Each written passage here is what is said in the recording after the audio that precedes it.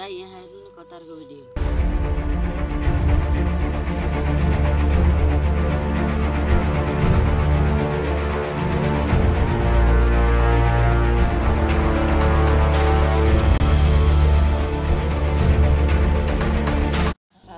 जीवन गाडी र भवनले मात्र बनाउन सक्दैन, साधन त्यहाँको कुरा थाहा छ?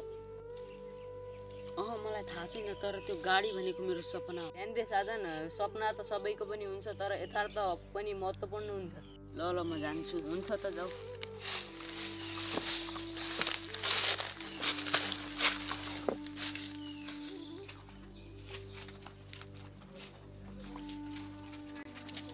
नमस्कार सर। नमस्कार। के कति काम ल्याउनु भएको? भिजा लाने काम थियो। त जस्तो युवाले विदेश जानुपर्छ, 3 लाख दे, भिसा तयार, 20 दिनमा सबै कुरा मिल्छ। ठिक छ सर, घरबाट पैसाको जो गरेर ल्याइदिनु। ल ल।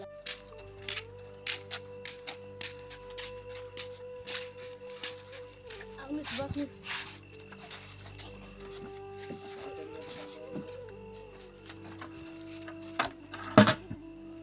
मलाई जान्नु त के कस्तो छ? मेरो कुरा बुझ तिमी। त्यो गाडी, पैसा अनि म ती सबै कुरा चाहिन्छ। पैसा पाइन्छ, तर आफ्नै मूल्य गुमाएर। तिमी मेरो कुरा बुझ। यहाँ सङ्घर्ष छ, तर समय छैन। तर पैसा र सुखको खोजीमा जीवन सकिन्छ। हेलो। हेलो, म विक्रम। हेलो विक्रम, तिमी हो? के भो भन। साजन, म दुबईमा फसिरहेको छु। म कामको खोजीमा छु। सकेसम्म तिमी दुबई नआऊ, आफ्नै गाउँमा रगत पसिना बगाऊ।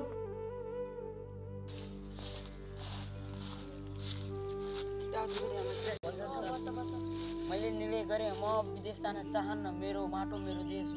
साँच्चै अब तिमीले आफ्नो बाटो आफै बनाउन सक्छौ? तिमीले आफैले निर्णय लिएका हो, यो निर्णय राम्रो निर्णय हो। मैले आफै लिएको। आफ्नो सपनाकोमा प्रदेश जान जरुरी छैन। यात्रा सुरु गर्न आफ्नै माटोमा पनि सकिन्छ। केटा हो, विदेशमा सुन छ, तर त्यो सुनको लागि आफ्नो देशको माटो बेच्न सकिन्छ। सपना आफ्नो देशमा पनि बेच्न सकिन्छ।